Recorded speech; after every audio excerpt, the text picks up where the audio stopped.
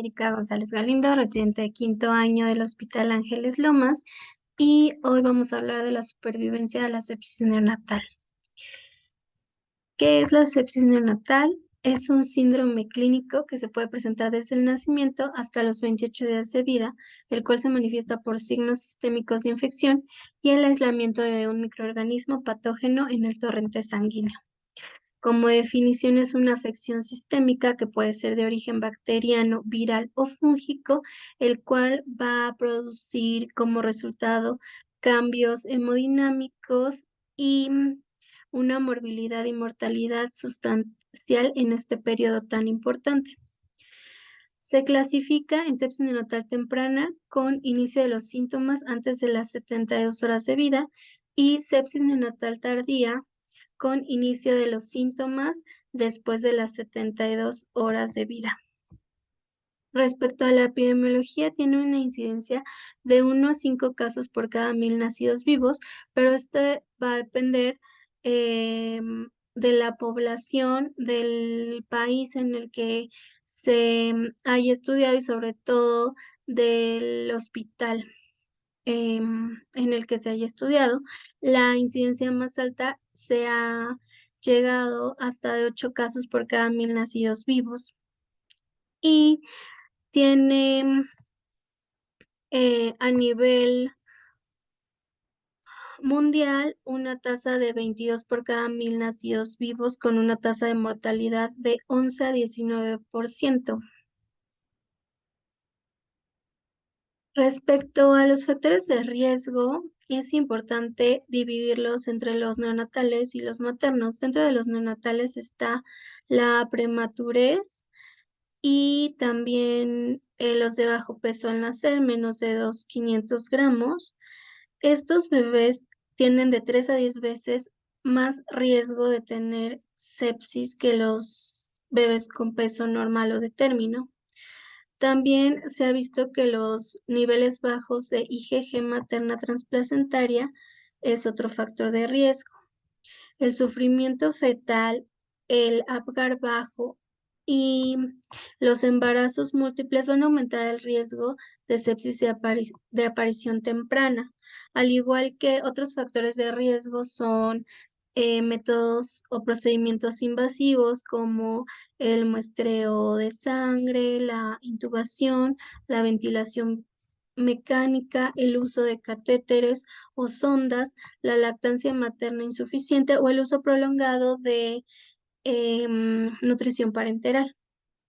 Respecto a los factores de riesgo maternos están la corioamnionitis, la ruptura prematura de membranas mayor a 18 horas, la fiebre materna intraparto que puede ser mayor a 38 grados y también la colonización por estreptococo del grupo beta, bueno, del grupo B. Y otra cosa importante, pues siempre hay que tomar en cuenta si el líquido amniótico está fétido o la cavidad intrauterina está hipertérmica. Respecto a la sepsis neonatal temprana, el factor de riesgo va a ser la transmisión vertical de madre a hijo, como mencionamos por la corioamnionitis materna y el estreptococo del grupo beta. En la sepsis neonatal tardía, la transmisión va a ser horizontal, principalmente por procedimientos invasivos y también por alteraciones metabólicas como pueden ser hipoxia, acidosis, hipotermia y trastornos metabólicos hereditarios. Dentro de los agentes etiológicos es importante saber cuál es la flora común en nuestra unidad hospitalaria y esto va a ser variable. Sin embargo, los microorganismos más frecuentes son el estreptococo del grupo beta y E. coli. Sin embargo, tenemos otros agentes bacterianos como Listeria monocytogenes que puede presentar en casos esporádicos y raros. Staphylococcus aureus, el cual puede ser en recién nacidos a término, que tengan alguna infección de la piel, huesos o articulaciones. Los enterococos, que es más frecuente en recién nacidos prematuros, y también ya pensando en causas de sepsis neonatal tardía, sobre todo de origen hospitalario, pues vamos a tener Klebsiella, Enterobacter y Pseudomonas aeruginosa, sobre todo en los pacientes que están en unidades de cuidados intensivos neonatales. Y los estafilococos coagulasa negativos también van a ser una causa de infección hospitalaria en recién nacidos que estén enfermos, como los prematuros, o que hayan requerido catéteres. Igual se tiene que tomar en cuenta como una contaminación cuando estos no tienen algún tipo de dispositivo que sea invasivo. Respecto a las manifestaciones clínicas, es importante destacar que normalmente van a ser sutiles e inespecíficas. Esto puede ser que tengamos un paciente con datos muy variables, como puede ser hipotermia o fiebre, irritabilidad o letargo, o hasta ya datos em, de un choque séptico profundo. Y es importante también desde anteponernos o adelantarnos ante la sospecha de una sepsis neonatal, sobre todo con los datos de sufrimiento fetal, como puede ser que el paciente tenga taquicardia fetal intraparto, que el líquido amniótico ya esté teñido de meconio, que tenga un puntaje bajo al nacimiento a los 5 o 10 minutos, y también, bueno, ya otros datos posteriores al nacimiento, la inestabilidad térmica. Esta puede ser, como ya comenté, con hipotermia o fiebre, ¿no? Sobre todo esta fiebre que es constante y que se puede confirmar mediante vía axilar, rectal, y que no se dé. Es importante tener como el entorno del paciente, checar las características de la cuna, que no sea una cuna que esté muy caliente o al contrario que esté con una temperatura baja, y que no, la fiebre no sea por alguna otra causa. Ahora, respecto a los síntomas cardiorrespiratorios, em, en el 85% de los pacientes con sepsis neonatal temprana pueden presentar dificultad respiratoria, taquipnea, aleteo, uso de músculos accesorios. También pueden tener hipertensión pulmonar persistente, al igual que apneas, aunque esas pueden ser del 30 al 40% de los casos. Aunque la apnea se ha asociado en una presentación clásica de sepsis por estreptococo del grupo beta. La taquicardia igual es un hallazgo frecuente, pero pues no es específica, y normalmente vamos a tener de igual manera bradicardia, pero esta ya se puede presentar en una situación más tardía. De los síntomas neurológicos, las manifestaciones neurológicas van a ser un paciente letárgico, hipotónico, que no quiere comer o tiene intolerancia a la alimentación, irritabilidad y convulsiones. Aunque ya las convulsiones igual a veces son se presentan en una fase tardía y son un poco raras. También dentro de las características clínicas hay que ver que el paciente no tenga hepatomegalia, ictericia, petequias. Ahora, respecto a la evaluación inicial, pues hay que tomar en cuenta la historia clínica, los antecedentes del embarazo, si tuvo la madre buen control prenatal, qué factores de riesgo tuvo, si tuvo profilaxis antibiótica ante parto y a la exploración física, pues ver qué signos clínicos tenemos. Y igual en los estudios, tomar una radiografía para ver o con sospecha de un paciente con neumonía o para ver o descartar el foco pulmonar como de infección. Al igual existe una calculadora de sepsis neonatal temprana en la cual se toma en cuenta la incidencia de la sepsis neonatal, además del antecedente de infección por estreptococo, em, la edad gestacional y algunas características clínicas. Sin embargo, no siempre vamos a tener este antecedente de infección por estreptococo del grupo B, por lo cual no siempre va a ser útil. Los estudios de importancia, pues van a ser la biometría, la proteína C reactiva, la procalcitonina, los cultivos en general, la punción lumbar. ¿Ok? Ahora, respecto a la biometría hemática, pues hay que checar que no haya leucopenia, más bien que exista leucopenia menor a 5.000 leucocitos o leucocitosis que puede ser mayor a 32.000 o mayor a 25.000, dependiendo igual de la edad gestacional. También vamos a tomar en cuenta que no haya trombocitopenia y también el índice de neutrófilos inmaduros que sea menor a 0.2. Y la proteína C reactiva y la procalcitonina también son un factor importante, sin embargo, ya se está tomando en cuenta solo para normar la terapia antibiótica.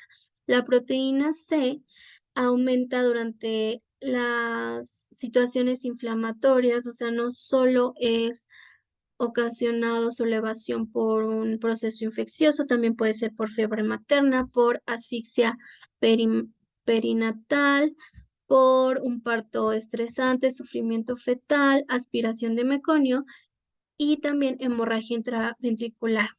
Entonces, una sola medición de la proteína C no va a ser tan fiable porque esta tiene una sensibilidad y una especificidad disminuida. Sin embargo, una PCR menor a 1 miligramo sobre decilitro nos puede hablar de una baja probabilidad de sepsis, ¿ok? Pero ya no se está tomando como uso rutinario. Respecto a la procalcitonina, este es el péptido precursor de la calcitonina y es liberado por las células parenquimatosas en respuesta a las toxinas bacterianas. Em, Sin embargo, igual tiene una sensibilidad del 72 al 79% y una especificidad mayor del 72 al 90%, por lo cual em, no es tampoco confiable como el principal indicador de diagnóstico de sepsis neonatal. Ok, entonces siempre hay que tomar en cuenta como la evolución de nuestro paciente y estos tres factores, aunque realmente nos va a ayudar a acortar la duración de los antibióticos. Y otros nuevos factores o biomarcadores que se están tomando en cuenta son las citocinas proinflamatorias, principalmente la interleucina 6 y el factor de necrosis tumoral alfa. Esto, ya que han estado elevados en comparación con los pacientes que no tienen infecciones. También las elevaciones del amiloide acérico y del antígeno de superficie celular CD64 también tienen una alta sensibilidad para identificar a estos recién nacidos con sepsis. Sin embargo, no en todos los hospitales se utilizan tan frecuente en la práctica clínica. Ahora, el hemocultivo es realmente el que nos va a ayudar a tener un diagnóstico definitivo. La sensibilidad de un único hemocultivo que tenga mayor de 1 mililitro de sangre se aproxima al 90%. Ok, entonces es importante tener en consideración el sitio de muestra que principalmente se prefiere obtener mediante punción venosa o arterial. Y en todo caso, si tenemos un catéter, pues también la podemos tomar de ahí. Sin embargo, el el hecho de tomar un cultivo de catéter a veces nos puede dar una, pues un falso positivo, ya que no sabemos si el catéter está colonizado, por lo cual siempre se sugiere o se prefiere tomar un hemocultivo central y periférico cuando tenemos algún dispositivo. Ahora, respecto al número de cultivos, siempre es importante tener un hemocultivo antes de iniciar el tratamiento profiláctico empírico antibiótico. Ujú. Y ya posteriormente podemos tomar un control a las 72 horas, igual depende de la evolución de cómo vaya nuestro paciente. Ahora, se recomienda que la toma del hemocultivo respecto al volumen de sangre sea de 2 mililitros en recién nacidos que pesan menos de 3 gramos y que sea de 3 mililitros en recién nacidos que pesan de 3 a 5 gramos. Y el tiempo para ver el crecimiento o el desarrollo en estos hemocultivos es de 48 a 36 horas. Digo, hay obviamente hospitales que los reportan hasta los 7 días o 14 días, pero en general pues vamos a tomar en cuenta nuestras primeras 72 horas.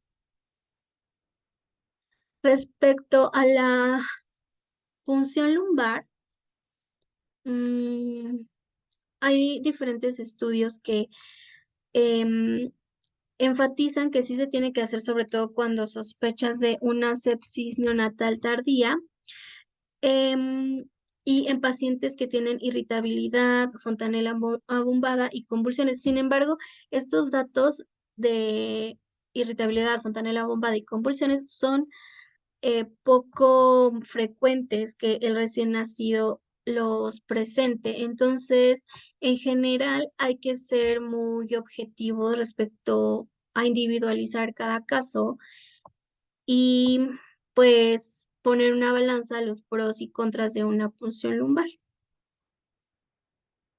O sea, si tú tienes un paciente con buena apariencia que a lo mejor no tiene factores de riesgo tan importantes o que lo puedes poner en la calculadora y no te sale en un alto factor de riesgo, pues igual em, la puedes dejar pendiente, ¿no? Obviamente ya si tienes un paciente que tenga sepsis tardía, que tenga como más síntomas neurológicos, pues sí se recomiendan estos casos. El urocultivo, tiene que ser obtenido por sonda o punción vesical, igual de preferencia en la sepsis neonatal tardía, ya que de inicio pues no vamos a tener una infección urinaria, normalmente es después de 72 horas al nacimiento, ¿ok? Y un urocultivo que sea positivo es un reflejo de bacteriemia de alto grado en lugar de que se tome como una infección urinaria aislada. Ahora, el diagnóstico de sepsis se basa en el aislamiento de un organismo patógeno en el cultivo. Sin embargo, no siempre se obtiene por diferentes razones em, esta muestra, este cultivo positivo, por lo cual estamos hablando de sepsis confirmada cuando tenemos un cultivo positivo y o una reacción en cadena de la polimerasa positiva, ajá, respecto a alguna bacteria. Ahora, la sepsis probable son signos y síntomas de infección con al menos 2 resultados de laboratorio normales en presencia de cultivos negativos.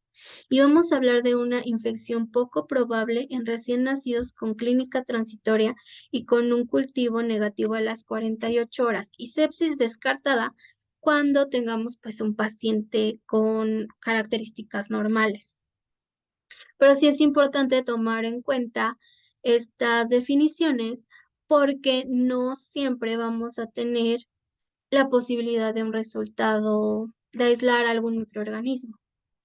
Entonces siempre tenemos que dar seguimiento a las características de nuestro paciente, a la evolución, a ver si mejoró o no con el inicio de antibióticos. Ahora, respecto a la terapia antibiótica, em, empírica siempre se va a iniciar cuando tengas un paciente con mala apariencia, con inestabilidad hemodinámica, dijimos que esté hipotenso, que tenga palidez, oliguria, retraso en el llenado capilar, o sea, que no esté orinando mucho, que tenga mucosas secas, que tenga algún cultivo positivo y también que tenga pleocitosis en el líquido cefalorraquídeo y factores de riesgo que lo pongan en alto riesgo. Ahora, de acuerdo a esta terapia antibiótica empírica, se recomienda dar un tratamiento de 72 horas y vigilar la evolución respecto a eso. En caso de que se haya tomado un cultivo positivo, repetir el cultivo. Y si este cultivo sale negativo, junto con los estudios bioquímicos que estén mejorando, podemos suspender este manejo empírico, ¿ok? O al contrario, si después tenemos este un cultivo positivo donde ya podamos tener un tratamiento pues específico para el germen aislado. Ahora, respecto a los regímenes, bueno, el régimen empírico preferido para la sepsis neonatal temprana es ampicilina, la cual se va a iniciar a una dosis meningia por el alto riesgo de los recién nacidos. Entonces, se recomienda una dosis de 100 a 50 miligramos kilodosis cada 8 horas. Con esto, una vez que se haya descartado alguna situación de infección meningia o ya a los 3 días se puede disminuir la dosis a 50 miligramos kilodosis y esto va a ser acompañado de un aminoglucósido que puede ser gentamicina a 4 miligramos kilodosis IV cada 24 horas o amicacina a 15 miligramos kilodosis cada 24 horas. Igual, esto lo podemos ajustar de acuerdo al peso del recién nacido o a la edad gestacional del recién nacido. Es importante recalcar que no se ha visto diferencias respecto al aminoglucósido que se usa, sin embargo, hay veces que se prefiere amicacina porque en algunos hospitales pues hay cierta resistencia a la gentamicina. Ahora, respecto a la sepsis neonatal de inicio tardío, la elección de la terapia empírica va a depender si el recién nacido ingresa a la comunidad, por lo cual tiene un riesgo de infección por patógenos resistentes disminuida o si es un paciente que estuvo ya hospitalizado desde su nacimiento. Entonces, cuando este paciente es admitido de la comunidad, también en una sepsis tardía podemos utilizar ampicilina más un aminoglucósido. Sin embargo, ya cuando estamos hablando de que ya puede existir un antecedente local a resistencia a ciertos antibióticos, podemos utilizar ampicilina más una cefalosporina, ¿ok? En este caso puede ser ceftazidima, cefepime, cefotaxima, ¿ok? Y la dosificación también va a depender de la edad postnatal. Ahora, respecto al monitoreo, pues tenemos que estar checando el BUN, la creatinina y también, ahora respecto a la sepsis neonatal tardía y hospitalaria, el régimen de elección va a ser vancomicina más un aminoglucósido. Y también la selección del aminoglucósido pues va a depender de la susceptibilidad a los antibióticos. Bueno, eso sería todo. Solo para puntualizar, pues es importante identificar y pensar en sepsis neonatal de acuerdo al riesgo, los antecedentes que tenga nuestro paciente. Ahora, como em, educación para los padres, decirles las técnicas de lavado de manos, evitar el contacto físico en los primeros 14 días o incluso hasta los primeros 28 días con agentes externos, con el entorno, con algunos otros adultos, evitar que se les esté tocando, besando en la carita o en general, o sea, solo el contacto principalmente materno, la importancia de la lactancia materna y de la buena nutrición. Y para recalcar, siempre hay que pensar en un paciente que tenemos con mala apariencia, con datos clínicos hemodinámicos como taquicardia o bradicardia, que esté letárgico, que no quiera comer, pues es preferible tener estas banderas rojas y dar el tratamiento y ya posteriormente dar un seguimiento para ver si está infectado o no, porque esto te ayuda pues a recuperar tiempo importante en, en el tratamiento de la sepsis y en la evolución del paciente. ¿Ok? Y pues sí, es importante debido a que todavía es una causa importante de morbimortalidad.